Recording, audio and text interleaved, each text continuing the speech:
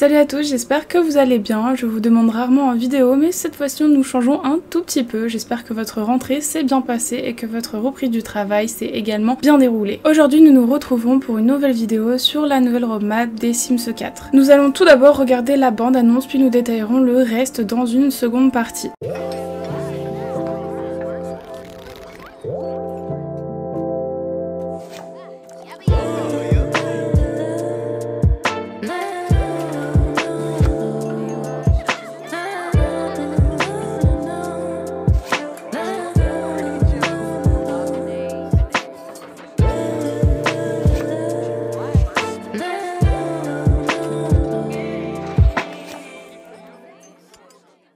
Ok, donc la petite bande-annonce, je la trouve super sympa, j'adore la musique, elle est vraiment très douce. Et avant toute chose, comme vous l'avez vu dans la bande-annonce, il s'agit de cartes de tarot. Petit fun fact, j'apprécie beaucoup la cartomancie et je m'y intéresse beaucoup. Alors après quelques petites recherches, j'ai pu trouver les cartes qui correspondent à chaque carte de tarot qu'on voit dans la bande-annonce. Nous avons d'ailleurs tout d'abord la carte de l'étoile qui révèle deux nouveaux kits. L'un se nomme Atelier d'artiste et l'autre Chambre d'enfants enchantée qui sortiront du coup le 19 septembre. Pourquoi est-ce que je pense que c'est la carte de l'étoile? Tout d'abord, déjà au niveau du placement, c'est exactement la même chose et on va lire un petit peu plus la description, peut-être que ça pourra nous donner un petit peu plus de détails. Alors sachez avant toute chose que ce site, ou même tous les sites que j'utilise, ne sont pas non plus des références à 100%, ça dépend de votre compréhension de la carte, de votre interprétation de la carte également. On va lire grosso modo et on va voir un petit peu si on peut avoir ou non tout simplement des indices sur la carte que EA nous dévoile. Tout d'abord c'est la description de la carte, donc l'étoile représente une femme nue agenouillée qui puise de l'eau dans une mare pour répandre sur la terre. Elle a un pied sur la terre qui symbolise le plan matériel, donc peut-être plus au niveau de l'atelier, et l'autre dans l'eau, le plan émotionnel et l'intuition, donc peut-être, vu que c'est une chambre d'enfant, les émotions et l'intuition des enfants, je sais pas, peut-être. Cette posture de ralliance qui rappelle la posture de la tempérance indique que l'étoile utilise aussi bien les ressources matérielles de son environnement que sa source de sagesse intérieure. Elle incarne l'équilibre retrouvé après l'expérience douloureuse, la force trouvée dans le surpassement des épreuves et un bien-être issu de la connaissance et de l'acceptation de soi. Bon là on a le côté matériel du coup avec plus du coup le côté atelier, pourquoi pas. Après on voit quand même que c'est quelque chose d'un petit peu enchanté entre guillemets. Nous avons quand même pas mal de choses en rapport avec ça. Déjà on va reprendre la carte de EA tout simplement. On est revenu du coup sur la carte de EA. Alors comme je vous l'ai dit précédemment, ça correspond totalement à la carte de l'étoile. Nous retrouvons la femme avec un pied à terre, un pied dans l'eau, son petit vase, etc. Après on voit un petit peu plus le côté grec, j'ai l'impression, avec Perséphone ou peut-être Aphrodite, je sais pas, le drapé blanc, etc. qu'on peut voir. Moi ça me fait vraiment plutôt penser au côté grec justement. Donc à voir. Après pour le côté chambre d'enfants enchantée, je sais pas trop. Au début on avait quand même tous un petit peu des spéculations sur le fait que ça pourrait être des fées. À voir. Sur le côté chambre d'enfants enchantée, je vois pas trop. Peut-être un côté plus nature du coup, pour faire penser encore une fois à la carte de l'étoile et même à l'image tout simplement qu'on peut voir sur la carte. On verra du coup le 19 septembre. Ensuite nous avons la carte du jugement qui annonce du coup un événement de récompense de la faucheuse qui sera disponible le 24 septembre. Est-ce que c'est un nouveau Battle Pass comme la dernière fois avec des connexions quotidiennes pour obtenir des vêtements et meubles en édition limitée? Peut-être, franchement j'ai hâte de découvrir ça. Cependant je sais pas trop pour le côté Battle Pass, enfin connexion quotidienne plutôt, parce que la dernière fois ça avait quand même fait un petit peu divergence dans le sens où il y en a qui étaient contents, d'autres non, parce que parfois on peut pas toujours être devant son ordinateur et c'est quand même dommage de ne pas avoir accès à certains objets ou certains vêtements, maquillage, etc. Après c'est vraiment le but du pass ou de la connexion quotidienne, mais bon c'est vrai que c'est quand même un petit peu dommage en sachant que du coup que c'est pas un jeu comme par exemple Genshin Impact ou autre, où là pour le coup c'est vraiment comme ça depuis le début. Là ils ont vraiment implanté ça au milieu du jeu après 10 ans. D'ailleurs les 10 ans qu'ils n'ont pas fêté d'ailleurs, donc j'appréhende beaucoup sur cette roadmap. J'espère qu'ils vont quand même tout donner pour leurs 10 ans parce qu'ils n'ont quand même pas fêté ça sur les réseaux sociaux, ni même eu de communiqué ni rien, donc c'est un petit peu dommage. Au niveau de la carte du jugement, on peut retrouver une similitude du coup avec la carte du tarot où on peut voir effectivement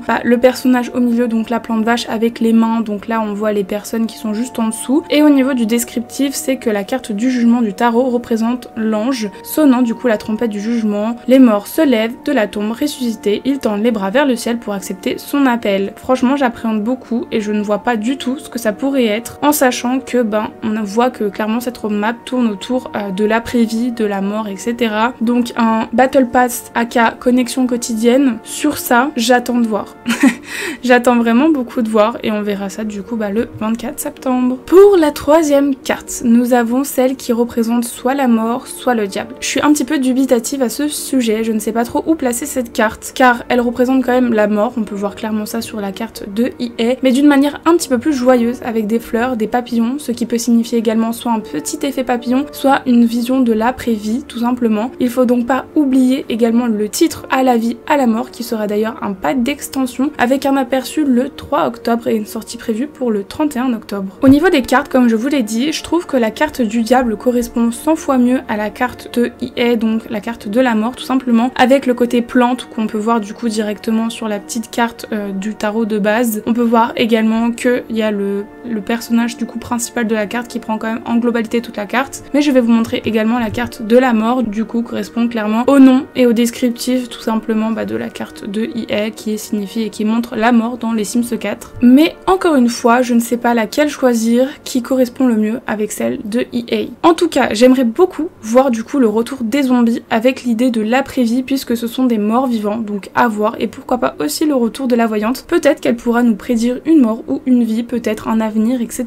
En fonction des questions qu'on pose, peut-être qu'on pourra éviter la date de notre mort ou peut-être qu'on pourra trouver l'amour de notre vie avec la voyante, pourquoi pas. Franchement, il y a tellement d'idées qui me viennent en tête, mais la première chose à laquelle j'ai pensé quand j'ai vu À la vie, à la mort et que forcément j'ai pensé aux occultes, ça m'a fait forcément penser aux zombies parce que comme je vous l'ai dit, ce sont des morts vivants, donc à la vie, à la mort, enfin voilà. Ou peut-être remasteriser tout simplement les fantômes pour qu'ils aient, comment dire, quelque chose d'utile au jeu, pas juste vagabonder comme ça et détruire nos douches et nos éviers, donc à voir. Nous pourrions également avoir un ou plusieurs métiers, peut-être chasseur de fantômes par exemple, après à voir, car avec le kit paranormal nous pouvons déjà je crois le faire, ou même du coup carrément le métier de faucheuse, et franchement si c'est le cas, j'espère que ce sont des carrières jouables et pas des trous de lapin comme on peut voir à chaque fois dans chaque nouveau métier qui nous le propose. Franchement ce serait vraiment trop bien d'être faucheuse tout simplement pour qu'on puisse découvrir tous les côtés de la vie de faucheuse tout simplement, je trouve ça plutôt sympa. Franchement il y a quand même plein de spéculations à faire sur le nouveau pack d'extension, j'ai trop hâte. En plus ça sort pour le 31 octobre, je trouve que du coup ça correspond tellement bien avec la date, le côté à la vie à la mort pour le 31 octobre, du coup la fête de Halloween etc. Je trouve que ça rend plutôt bien. Après à voir encore une fois, peut-être avec une ville, s'il nous propose une ville, peut-être le Mexique du coup, avec